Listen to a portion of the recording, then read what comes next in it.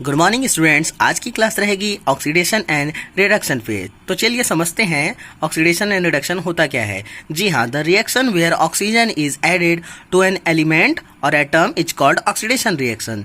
जैसे देखिए, कॉपर एक एलिमेंट है, इसमें ऑक्सीजन ऐड किया जा रहा है जिससे प्रोडक्ट में कॉपर ऑक्साइड बनते हुए नजर आ रहा है। जी हाँ, यही प्रोसेस जो है ऑक्सीडेशन प्रोसेस है, बिकॉज यहाँ पे ऑक्सीजन ऐड हो रहा है। देखिए, the reaction where hydrogen is added any element और atom is called reduction reaction. Copper oxide के साथ हाइड्रोजन ऐड कर दिया गया जिससे कॉपर और वाटर मिला, जिसको रिडक्शन रिएक्शन कहा जाएगा क्योंकि यहाँ पे हाइड्रोजन ऐड हो रहा है। If a substance gains oxygen during a reaction it is said to be oxidised. If a substance loses oxygen during a reaction it is said to be reduced. देखिए यहाँ पे कॉपर ऑक्सीडाइज्ड हो गया और यहाँ पे कॉपर ऑक्साइड रिड्यूस हो गया।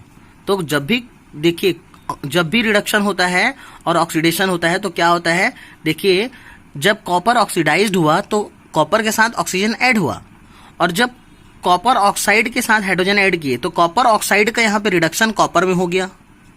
तो जब भी रिडक्शन होता है तो ऑक्सीजन रिमूव होता है, और जब भी ऑक्सीडेशन होता है वहां पे ऑक्सीजन ऐड होता है। ठीक है। One reactants gets oxidised while other gets reduced during a reaction. Such reactions are called oxidation reduction reaction और रेडॉक्स रिएक्शन। रेडॉक्स रिएक्शन ऐसा रिएक्शन है जिसमें एक रिएक्टेंट का ऑक्सीडेशन होता है और दूसरे रिएक्टेंट का रिडक्शन होता है। अगर दोनों साथ साथ होता है तो इसे रेडॉक्स रिएक्शन कहा जाएगा। जैसे आपके सामने एग्जांपल है कॉपर ऑक्साइड प्लस H2, ठीक है, जो कि कॉपर और वाटर का फॉर्मेशन कर रहा है। तो देखिए, कॉपर ऑक्साइड का यहाँ कॉपर में रिडक्शन हो गया है और हाइड्रोजन का वाटर में ऑक्सीडेशन हो गया है। तो इसी रिएक्शन को ऑक्सीडेशन रिडक्शन रिएक्शन कहा जाएगा, जिसको रेडॉक्स रिएक्शन भी कहा जाता है। रेडॉक्स में RED मतलब रिडक्शन होगा और OX मतलब ऑक्सीडेशन होता है, इसलिए ऑक्सीडेशन रिडक्शन रिएक्शन को रेडॉक्स रिएक्शन भी कहा जाता है। Some other examples of redox reaction are zinc oxide plus carbon. देखिए, जिंक ऑक्साइड जो है वो रिड्यूस हो गया जिंक में, और कॉपर जो है वो कार्बन मोनोऑक्साइड में ऑक्सीडाइज्ड हो गया। देखिए, zinc plus CuSO4 copper sulphate, तो यहाँ पे जिंक जो है वो ऑक्सीडाइज्ड हो रहा है जो कि जिंक सल्फेट बना रहा है, और जो कॉपर सल्फेट है वो कॉपर में रिड्यूस हो जा रहा है। Effect of oxidation reaction: corrosion. When a metal is attacked by a substance around it, such as moisture, acids, etc., it is said to be corrode, and this process is called corrosion. Example: rusting of iron, the black coating on silver, the green coating on copper. ये सारा का सारा जो है वो क्या है, corrosion है। Corrosion causes damage. इससे क्या क्या डैमेज होता है, car bodies, iron railings, ships, bridges, ये सब जो है डैमेज हो जाते हैं। देखिए, रेंसिडिटी क्या होगा, ठीक है।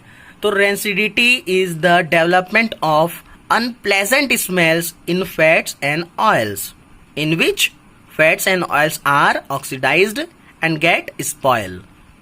तो रेंसिडिटी में क्या होता है, जो फैट और ऑयल होते हैं वो ऑक्सीडाइज्ड हो जाते हैं, जो अनप्लेजेंट स्मेल देते हैं कुछ टाइम के बाद। ठीक है, जैसे बासी खाना हो गया, तो बासी खाना जब भी 1-2 दिन का हो जाता है तो स्मेल देता है। ठीक है, तो वो सब क्यों होता है, क्योंकि उसमें जो फैट और ऑयल रहते हैं ना वो ऑक्सीडाइज्ड हो जाते हैं, और ऑक्सीडाइज्ड होने के बाद वो खराब हो जाते हैं, और खराब होने के बाद उनका अनप्लेजेंट स्मेल हमको प्राप्त होता है।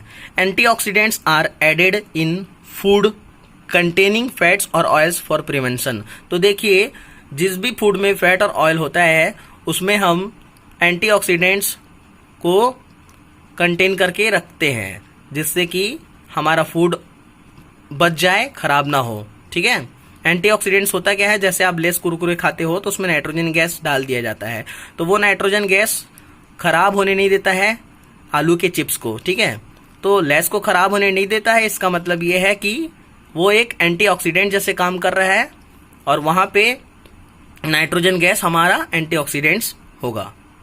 ठीक है, आई होप आप लोगों को आज का लेक्चर समझ में आया होगा। Redox reaction, effect of oxidation and reduction reaction, और रेंसिडिटी, कोरोजन वगैरह पूरा समझ में आया होगा। ठीक है, तो मिलते हैं इसके बाद नेक्स्ट लेक्चर में। एसिड, बेस एंड सॉल्ट पढ़ेंगे, बहुत इंटरेस्टिंग है वो। तो फाइनली आज की टॉपिक के साथ इस चैप्टर का समापन हुआ। तो thank you and keep watching. Please share and subscribe my channel.